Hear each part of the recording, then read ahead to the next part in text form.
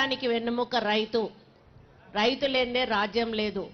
ఈరోజు రైతు 6 గాలాలు కష్టపడి పండించి పంట చేతికొచ్చి ఈరోజు మరి ప్రజల్లోకి మనం బతుకుతున్నామంటే రైతు కష్టపడితేనే ఈరోజు మనం బతుకుతా ఉన్నాము. ఆ రోజు రాజశేఖర్ రెడ్డి గారు ఉన్నప్పుడు మొట్టమొదట రైతు గురించి ఆలోచించినటువంటి ముఖ్యమంత్రిగా ఆయన చరిత్రలో నిలిచిపోయాడు. ఆయన ఎప్పుడు కూడా అనేవాడు, రైతు అనేవాడు ఇలా ఒకరికి దానం చేయాలి కానీ ఇట్లా చేయి జాచి అడగకూడదు అని చెప్పి పదే పదే చెప్పేవాడు. అదే పద్ధతిలో ఆయన ఆ రోజు మనకు ఉచిత కరెంట్ ఇచ్చారు, సబ్సిడీ మీద మనకు విత్తనాలు ఇచ్చారు, మీ అందరికీ కూడా గిట్టుబాటు ధర కల్పించారు. ఈ విధంగా ఆ రోజు రైతులకు ఏమేం కావాలో అన్ని అవకాశాలు కల్పించినటువంటి గొప్ప వ్యక్తి మహనీయుడు ఆ రోజు రాజశేఖర్ రెడ్డి గారు.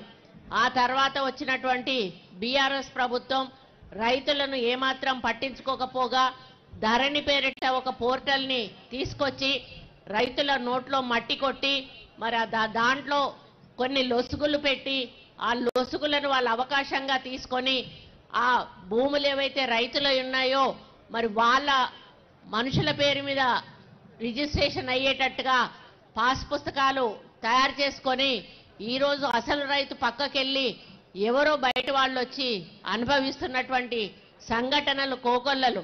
అంతేకాకుండా ఆ రోజు ఇందిరమ్మ ల్యాండ్ సీలింగ్ చట్టాన్ని తెచ్చి ఒక్క భూస్వామికే 100 ఎకరాలు ఉండకూడదు, ఎవరికైతే భూమి లేదో వాళ్ళకు భూమి పంచాలి అని ఒక లక్ష్యంతో ఒక మనిషికి ఇంతే భూమి ఉండాలి, అంతకంటే ఎక్కువ ఉండొద్దు అని ల్యాండ్ సీలింగ్ చట్టాన్ని తెచ్చి ఆ కుటుంబంలో ఉన్న వ్యక్తులకు సరిపోను భూమి వదిలేసి మిగిలిన భూమంతా కూడా తీసుకొని ఆ రోజు మరి దళితులకు పేదలకు పంచినటువంటి ఘనత మరి ఆ రోజు ఇందిరాగాంధీది. మరి ఆ భూములను కూడా ఈ ధరణి పేరిట మన పోయిన గవర్నమెంట్లో వాళ్ళ నాయకుల పేరు మీద మరి రిజిస్ట్రేషన్లు చేసుకొని అది కూడా ప్రజల నుంచి లాక్కోవడం జరిగింది. ఇకపోతే అప్పుడు దొరలు గ్రామాలలో ఉండేవాళ్ళు, ఆ దొరల భూములు కోకొల్లలు ఉండేటివి, అన్నలు బాతిన జెండాలు ఉండేవి, లేకపోతే సీలింగ్లో పోయిన ల్యాండ్లు ఉండేవి. ఈ ధరణి వచ్చినాక దేశ విదేశాలకు పారిపోయినటువంటి దొరలందరూ కూడా మళ్ళా గ్రామాల్లోకి వచ్చి వాళ్ళ భూములను కోట్ల రూపాయలకు అమ్ముకొని మళ్ళీ వెళ్ళిపోయాడు పోయేటువంటి అవకాశం కేసీఆర్ కల్పించడం జరిగింది. అంటే ఇది మొత్తం ప్రక్రియ చూస్తే ఆయన ఒక రైతుల గురించి తప్పితే అందరి గురించి ఆలోచించాడు. రైతులను మోసం చేయడమే లక్ష్యంగా ధరణి పోర్టల్ని ఆయన ప్రారంభించాడు. దాని తర్వాత రైతుల్లో అంటే ప్రజల్లో గ్రామాల్లో ఎన్ని సమస్యలు మొదలయ్యాయో మీకే తెలుసు. పొద్దున్న లేస్తే రైతు అనేవాడు తనకు కనీసం ఒక గెట్టు కాడ 1 ఇంచు భూమి కదిలినా కూడా బాధపడతాడు. ఆ గెట్టు పంచాయతీ మొదలవుతుంది, నా భూములకు నీ గెట్టు వచ్చింది అని. అటువంటిది ఎకరాల భూములు ఈరోజు మీ నుంచి లాక్కుంటే మీ బాధ ఎలా ఉంటుందో మరి పోయిన ప్రభుత్వానికైతే తెలియలేదు కావచ్చు, కానీ ఈ ప్రభుత్వం ఇందిరమ్మ పాలన చేస్తున్నటువంటి ప్రభుత్వం ఇందిరమ్మ రైతుల గురించి ఆలోచించినటువంటి ఆమె ఆలోచనను ఆసరాగా చేసుకొని రేవంత్ రెడ్డి గారు మన అన్న పొంగులేటి శ్రీనన్న ఇద్దరు కూడా రైతుల ఏడుపు, రైతుల కళ్ళల్లో నీళ్లు రావద్దు, వాళ్ళు కోల్పోయిన భూములన్నీ కూడా వాళ్ళ పేరిట మళ్ళీ రాసియాలి అనేటువంటి ఒక లక్ష్యంతో ఈరోజు భూభారతి చట్టాన్ని తీసుకొచ్చి మీ కళ్ళల్లో నీళ్లు తుడిచేటువంటి ప్రయత్నం చేయడం జరుగుతూ ఉంది. ఇందులో అన్నిటికీ కూడా అవకాశం ఉంది. పోయిన దాంట్లో ఏదైనా అప్లై చేసుకుందామంటే ఎందులో అప్లై చేసుకోవాలో తెలియదు. అప్లై చేసుకున్నప్పుడల్లా 1000 రూపాయలు కట్టాలి. అది మళ్ళీ పోయి ఎంఆర్ఓ దగ్గర అడిగితే ఇది ఈ సెక్షన్ కింద కదా ఆ సెక్షన్ కింద అప్లై చేసుకోవాలంటాడు. మళ్ళా రైతు పోయి మళ్ళీ 1000 రూపాయలు కట్టి మళ్ళీ అప్లై చేసుకుంటాడు. మళ్ళీ పోయే వరకు ఇది కాదు ఇంకోటి అంటారు. ఈ విధంగా వాళ్లకు పాపం ఆ పైసలు కట్టుకుంటూ ఆఫీసుల చుట్టూ మీ సేవా సెంటర్ల చుట్టూ తిరగడమే జరిగింది, కానీ ఎవ్వరికీ కూడా దాంట్లో ధరణిలో న్యాయం జరగలేదు అనేది మీ అందరికీ కూడా తెలుసు. మరి ఆ విధంగా మీరు ఇబ్బంది పడ్డ పరిస్థితులను గమనించి ఈరోజు రేవంత్ రెడ్డి గారు మరి ఈ భూభారతి అనేటువంటి ఒక గొప్ప చట్టాన్ని ఈరోజు మనకు ఒక తల్లి లాంటి చట్టాన్ని తీసుకురావడం జరిగింది. ఇందులో ఇప్పుడే కలెక్టర్ గారు చాలా వివరంగా చెప్పారు. మీరు ఎక్కడికి వెళ్ళాల్సిన అవసరం లేదు, మా అధికారుల దగ్గరికి రండి, మేమే మీ సమస్యను పరిష్కారం చేస్తామని. మరి నేను ఇంకొకటి చెప్తా ఉన్నాను, దీంట్లో కొంత దళారులు తయారవుతారు. నిజంగానే ఏ కార్యక్రమం ప్రభుత్వం చేపట్టాలన్నా నిష్పక్షపాతంగా అవినీతి రహితంగా చేపట్టాలన్నా కూడా ఎవరో ఒకరు మధ్యలో ఒకరు తయారవుతారు. అటువంటి వాళ్ళు దీన్ని భ్రష్టు పట్టించే కార్యక్రమం స్టార్ట్ చేస్తారు. కాబట్టి మీరు ఎవరి మాటలు కూడా నమ్మాల్సిన అవసరం లేదు, ఎవరి ఆసరా కూడా తీసుకోవాల్సిన అవసరం లేదు. మీరు డైరెక్ట్ గా ఎంఆర్ఓ ఆఫీస్కి వస్తే మీకు కావలసిన విధంగా వాటిని ఏ విధంగా మార్చాలో వాళ్లే చెప్తారు, వాళ్లే చేస్తారు. మళ్ళీ మీ చేతికి మీ పట్టా పాస్ పుస్తకాన్ని ఇవ్వడం జరుగుతుంది అనే విషయాన్ని కూడా నేను ఈ సందర్భంగా విజ్ఞప్తి చేస్తా ఉన్నాను.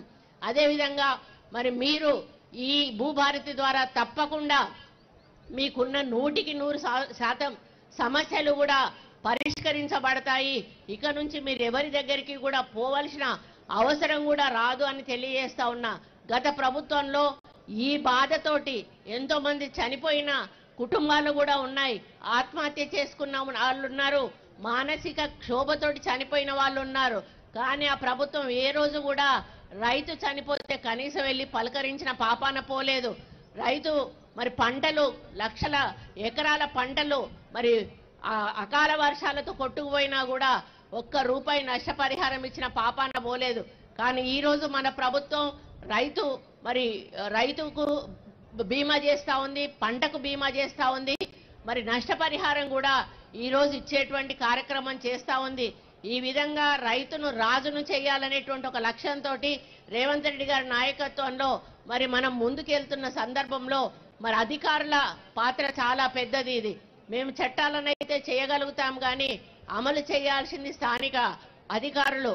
ముఖ్యంగా కలెక్టర్ గారికి నేను ఒకటే చెప్తా ఉన్నా, మీ కింది అధికారులకు మీరు ఒకసారి కూర్చోబెట్టి కౌన్సిలింగ్ చేయాల్సిన అవసరం ఉన్నది.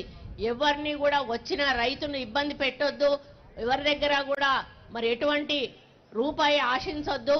మరి నిష్పక్షపాతంగా మరి మీరు అవినీతి రహితంగా ఈ యొక్క కార్యక్రమాన్ని ప్రభుత్వం ప్రతిష్టాత్మకంగా తీసుకుపోయిన కార్యక్రమాన్ని ముందుకు తీసుకుపోవాల్సిన అవసరం ఉంది అని చెప్పాల్సిన అవసరం ఉంది.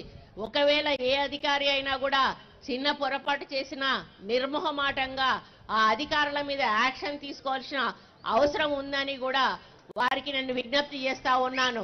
కాబట్టి మీ రైతులకు ఒక్కటే భరోసా ఇస్తా ఉన్నాము, ఈ భూభారతి ద్వారా మీ సమస్యలన్నీ పరిష్కారం కాబడతాయి, మీరు చాలా హ్యాపీగా ఉంటారు.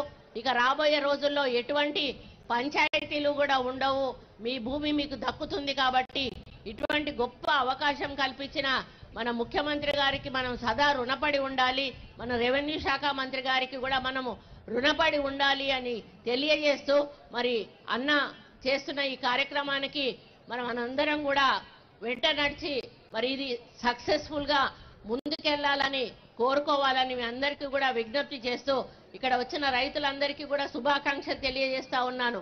ఎందుకంటే రాష్ట్రంలో 4 మాత్రమే సెలెక్ట్ చేసుకున్నారు, 4 మీ యొక్క మండలాన్ని సెలెక్ట్ చేసుకోవడం కూడా మీ అదృష్టంగా భావిస్తూ దీని ద్వారా ఇంకా ఏమైనా తప్పప్పులు ఉంటే, ఎందుకంటే పైలట్ ప్రాజెక్ట్ ఎందుకు తీసుకుంటారు అంటే మీకు అమలు చేసేటప్పుడు ఇంకా ఏమైనా ఒప్పులు తప్పులు ఉంటే మళ్ళీ సరిదిద్దుకునే అవకాశం ప్రభుత్వం తీసుకోవడానికి ఈ పైలట్ ప్రాజెక్ట్ తీసుకుంటుంది.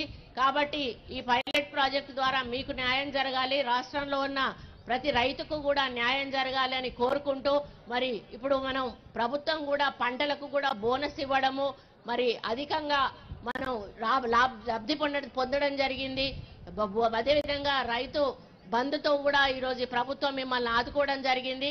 అన్ని రకాలుగా రైతు వెంట ఈ ప్రభుత్వం ఉంది కాబట్టి రైతులందరూ కూడా ఈ యొక్క ఇందిరమ్మ పాలనను ఆహ్వానించాలని, మన ముఖ్యమంత్రి గారిని ఆశీర్వదించాలని, మా వెంట నడవాలని కోరుకుంటూ ఈ అవకాశం ఇచ్చినందుకు ధన్యవాదాలు తెలియజేసుకుంటూ సెలవు తీసుకుంటా ఉన్నాను. జై హింద్.